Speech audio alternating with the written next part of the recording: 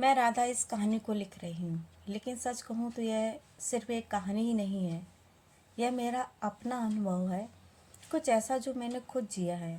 आप चाहे तो इसे चमत्कार कह सकते हैं या फिर पुनर्जन्म का रहस्य। लेकिन जब आप इसे पढ़ेंगे तो आप खुद सोचने पर मजबूर हो जाएंगे, क्या सच में ऐसा हो सकता है? सालों से कुंभ मेले की चर्चा सुनती आई थी। कहते हैं कुंभ में स्नान करने से पाप धुल जाते हैं और मोक्ष की प्राप्ति होती है। लेकिन मेरे लिए कुंभ सिर्फ एक मेला नहीं था, यह एक रहस्य था, एक अनकही दास्तान जो मेरी आत्मा से जुड़ी हुई थी। मैं जानती थी कि मुझे वहाँ जाना है, लेकिन क्यों, इसका जवाब मुझे खुद नहीं पता था। मेरे पति सुरेश हमेशा से इन बातों में विश्वास नहीं रखते थे। उनका मानना था कि यह सब अंधविश्वास है। लेकिन इस बार कुछ अलग था। कुंभ मेले की तारीखें नज़दीक आ रही थीं और मेरे मन में एक अजीब सी बेचैनी थी। रातों को नींद नहीं आती, अजीब अजीब से सपने आते, जैसे कोई मुझे पुकार रहा हो। एक रात मैंने सपने में देखा कि मैं किसी अजनबी शहर में खड़ी हूँ। वहाँ एक पुराना घाट है, पानी में कुछ अजीब सी हलचल है। एक औरत जिसकी शक्ल मुझसे मिलती जुलती है, गंगा में डूब रही थी। उसकी आंखों में डर था, बल्कि एक अजीब सा संतोष था। और फिर अचानक उसकी आवाज़ मेरे कानों में गूंज उठी, राधा, कुंभ में आओ, सत्य तुम्हारा इंतज़ार कर रहा है। मेरी आंखें खुली तो मैं पसीने में भीगी हुई थी। यह कौन थी और क्यों मुझे कुंभ में बुला रही थी? सुबह होते ही मैंने सुरेश से कहा, हमें इस बार कुंभ जाना ही होगा। सुरेश ने मेरी तरफ अजीब नज़रों से देखा। तुम्हें क्या हो गया है राधा? इतने सालों में तो कभी कुंभ की जिद नहीं की, और अब अचानक? मैं खुद नहीं जानती थी कि मेरे अंदर यह कैसी बेचैनी थी, लेकिन मेरा मन कह रहा था कि अगर मैं इस बार कुंभ नहीं गई तो जिंदगी भर पछताऊंगी। आखिरकार बहुत मान मनोवत के बाद सुरेश ने हाँ कर दी। हमारी ट्रेन कुंभ जाने के लिए तैयार थी।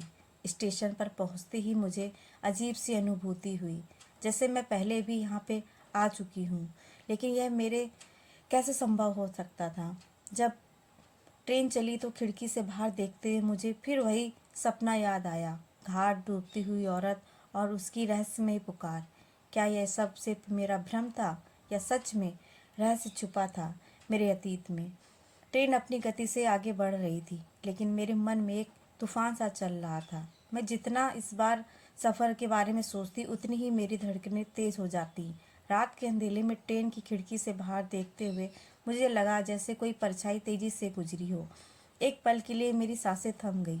मैंने ध्यान से देखा, लेकिन वहाँ कुछ नहीं था। शायद मेरी कल्पना थी या फिर कुछ और। मेरे बगल में सुरेश गहरी नींद में थे, लेकिन मुझे नींद नहीं आ रही थी। जैसे ही मैंने आंखें बंद की, वही सपना फिर मेरे सामने आ गया। वही घाट, वही बहती हुई लाश, वही दर्द भरी आवाज़, राधा, अब और देर मत करो। मैं हड़बड़ाहट उठ बैठी। यह सपना नहीं था, यह एक संकेत था, लेकिन किसका? अगली सुबह ट्रेन बनारस स्टेशन पर रुकी। मुझे हल्की ठंडक महसूस हुई। सुरेश चाय लेने गए थे और मैं अपनी सीट पर अकेली बैठी थी। तभी सामने वाली सीट पर बैठी एक बूढ़ी औरत ने मुझे गौर से देखा और मुस्कुराई। बेटा, पहली बार कुंभ जा रही हो? उन्होंने धीमे स्वर में पूछा। मैंने सिर हिलाया, जी, लेकिन मुझे ऐसा लग रहा है जैसे मैं पहले भी यहाँ आ चुकी हूँ। उनकी आंखों में एक अजीब सी चमक आई। उन्होंने मेरा हाथ पकड़ लिया और धीरे से बोली, कुछ चीज़ें सिर्फ महसूस की जाती हैं, बताई नहीं जाती। तुम जहाँ जा रही हो वहाँ तुम्हें अपने सभी सवालों के जवाब मिलेंगे। मैंने चौंक कर उनकी ओर देखा। आप क्या कहना चाहती हैं? वह रहस्यमय मुस्कान के साथ बोली, तुम्हें खुद पता चल जाएगा, बस घाट पर आंखें खोल कर देखना। ट्रेन बनारस से आगे बढ़ चुकी थी, लेकिन मेरे मन में अब भी उस बूढ़ी औरत के शब्द गूंज रहे थे। घाट पर आंखें खोलकर देखना। ऐसा लग रहा था जैसे वह सिर्फ एक यात्री नहीं, बल्कि मेरे जीवन के इस रहस्य की कोई कड़ी हो। मैं उनसे और सवाल करना चाहती थी, लेकिन जब मैंने दोबारा उनकी ओर देखा तो वह वहाँ पर नहीं थी। मेरा दिल तेजी से धड़कने लगा। अभी तो कुछ देर पहले ही बात हुई थी। फिर अचा फिर वह अचानक कहाँ गायब हो गई? मैंने इधर उधर देखा, लेकिन वहाँ पूरे डिब्बे में कहीं नहीं थी। सुरेश चाय लेकर लौट आए थे। मैं कुछ सोच रही थी कि तभी टीटी आया। टिकट दिखाओ। सुरेश ने दिखाया। मैंने झट से पूछ लिया, सामने वाली बूढ़ी औरत कहाँ गई? अभी तो यहीं बैठी हुई थी। टीटी ने मुझे अजीब नज़रों से देखा। मैडम, इस सीट पर तो कोई नहीं बैठा था। मेरे होश उड़ गए। क्या यह सिर्फ मेरी कल्पना थी या फिर कोई आत्मा थी जो मुझसे कुछ कहना चाह रही थी? मैं कुछ समझ नहीं पा रही थी, लेकिन अब मेरा मन और व्याकुल हो उठा था। कुंभ में जरूर कुछ है था, कुछ ऐसा जो मुझे वहाँ खींच रहा था। आखिरकार हमारी ट्रेन प्रयागराज पहुँची। स्टेशन पर भारी भीड़ थी। हर तरफ श्रद्धालु नजर आ रहे थे। कुछ साधु संत, कुछ तीर्थ यात्री और कुछ ऐसे लोग जिनकी आंखों में एक अद्भुत शांति थी। जैसे ही मैं ट्रेन से उतरी, मेरे पैरों तले जमीन को छूते ही एक अजीब सी कंपन महसूस किया। क्या यह सिर्फ मेरा भ्रम था? हमने कुंभ नगरी की ओर कदम बढ़ाए। रास्ते में हर जगह भजन कीर्तन हो रहे थे।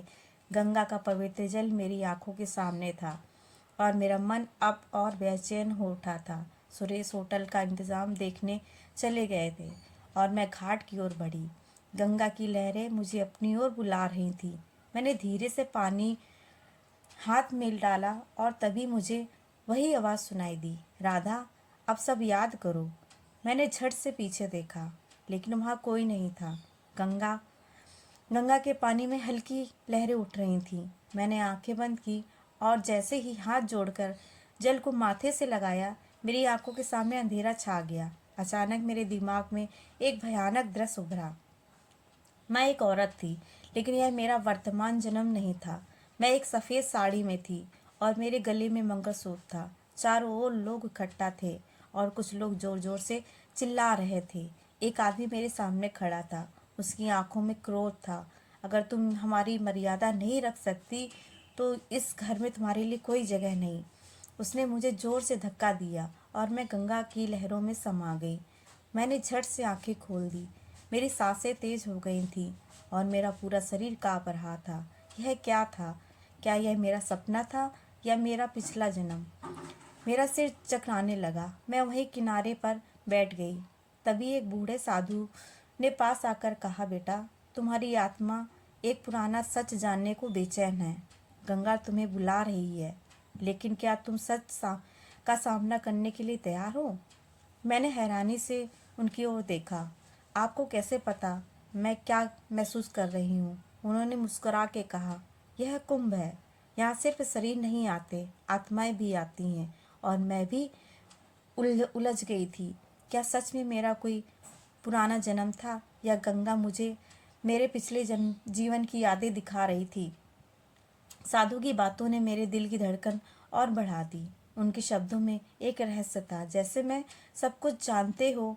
बाबा, क्या आप बता सकते हैं कि यह सब मेरे साथ क्यों हो रहा है? साधु ने गहरी सांस ली और बोले, बेटा, गंगा सिर्फ पाप धोने के लिए नहीं है, यह यादों को भी बहा कर लाती है। कई बार आत्माएं पुराने जीवन के अधूरे कर्म पूरे करने आती हैं। तुम्हारा आना भी कोई संयोग नहीं है।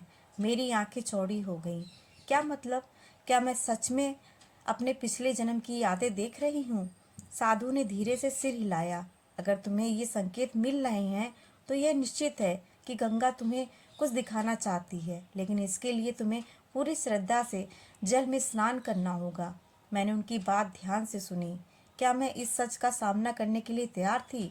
सूरज धीरे धीरे अस्त हो रहा था। पूरा संगम क्षेत्र श्रद्धालुओं से भरा था, लेकिन मेरी दुनिया सिर्फ उस जल में थी जो मेरे पिछले जन्म के रहस्यों को समेटे हुए था। मैंने धीरे से गंगा में कदम रखा। ठंडा पानी मेरे पैरों को छूते ही मेरे शरीर में झुरझुरी दौड़ गई। राधा, अब सच में से सामना करो। यह वही आवाज़ थी, लेकिन इस बार यह सिर्फ मेरे कानों में नहीं गूंज रही थी, वह मेरे दिल में उतर रही थी। मैंने आंखें बंद की और खुद को जल में समर्पित कर दिया। जैसे ही पहली डुबकी ली, मेरे चारों ओर अंधेरा छा गया और फिर मैं किसी और दुनिया में थी। यह एक पुराना गांव था। घर मिट्टी के थे और लोग पारंपरिक कपड़े पहने थे। मैंने खुद को आईने में देखा। मैं वही औरत थी जो सपने में दिखती थी। मेरा नाम इस जन्म में राधा था, लेकिन उस जन्म में मैं गौरी थी।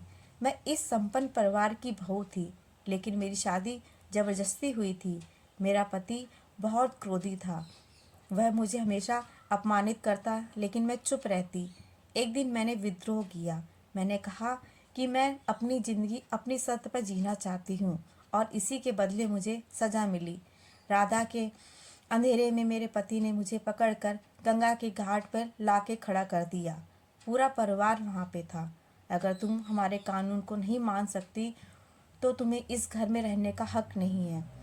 उसने मुझे धक्का दिया और मैं गंगा में गिर गई। पानी ने मुझे अपने अंदर समा लिया। आखिरी सांस लेने से पहले मैंने सिर्फ इतना कहा, मैं फिर लौट के आऊँगी इस अन्याय का जवाब देने। अचानक मैंने अपनी आंखें खोली। मैं वापस वर्तमान में थी। गंगा के किनारे मेरा शरीर काँप रहा था, लेकिन मेरा दिल हल्का लग रहा था। तो यही मेरी सच्चाई थी। मैं गौरी थी, मुझे मारा गया था। मेरी आंखों में से आंसू बह निकले, लेकिन एक सवाल अभी भी बाकी था। अब आगे क्या? क्या यह सब सिर्फ यादें थी या मेरा कोई अधूरा काम अभी भी बाकी है? गंगा के पवित्र जल से बाहर निकलते ही मेरी सांसें तेज हो गईं। मेरे भीतर एक तूफान उठ रहा था। अगर मैं गौरी थी तो क्या अभी भी मेरा अतीत मुझसे कुछ कहना चाहता था? साधु अब भी घाट पर खड़े थे। जैसे ही मेरी नज़र उन पर पड़ी, उन्होंने धीरे से कहा, याद आ गया बेटा? मैंने सिर हिलाया। मेरी आंखों में आंसू थे। मैं गौरी थी बाबा। मेरे पति ने मुझे मारा था। साधु मुस्कुराए। गंगा ने तुम्हें सच्चाई दिखा दी, लेकिन अभी तुम्हारी यात्रा पूरी नहीं हुई है। क्या मतलब? मैंने घबरा कर पूछा। अभी तुम्हें उस आत्मा से मिलना है जिसने तुम्हें इस जीवन में फिर से आने पर मजबूर किया। मैंने हैरानी से उनकी ओर देखा। तो क्या वह आदमी मेरा पति अभी भी इस दुनिया में है? साधु ने आंखें बंद की और कुछ बुदबुदाए। फिर बोले, हाँ, वह अभी भी जीवित है। तुम्हें उनसे मिलना होगा। मैं पूरी तरह से कांप गई थी। क्या सच में वह आदमी अभी जिंदा था जिसने मुझे पिछले जन्म में मार दिया था? लेकिन अब मैं कमज़ोर नहीं थी। मैं डरना नहीं चाहती थी। मुझे कहाँ जाना होगा बाबा? मैंने दृढ़ स्वर में पूछा। साधु ने एक गांव का नाम बताया। वह प्रयागराज से ज़्यादा दूर नहीं था। सुरेश अब भी मेरे अजीब व्यवहार से परेशान थे। जब मैंने उनसे गांव जाने की बात की तो वह गुस्सा हो गए। राधा, यह क्या कर रही हो? हम यहाँ तीर्थ करने आए हैं, भूत प्रेत की बातें करने नहीं।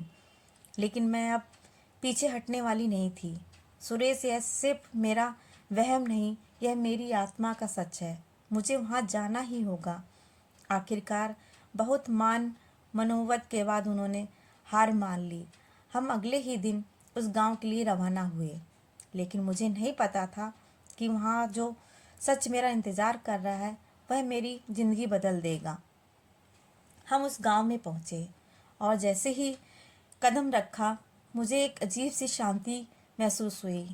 यहाँ गांव बहुत पुराना और शांत था, जैसे समय यहाँ पे आके रुक सा गया हो। हर घर की दीवारों पर मटमीले निशान थे और एक ठंडा एहसास था। यह वही जगह है। मैं बुदबुदाई। सुरेश ने मुझे देखा और कहा, राधा, तुम ठीक तो हो?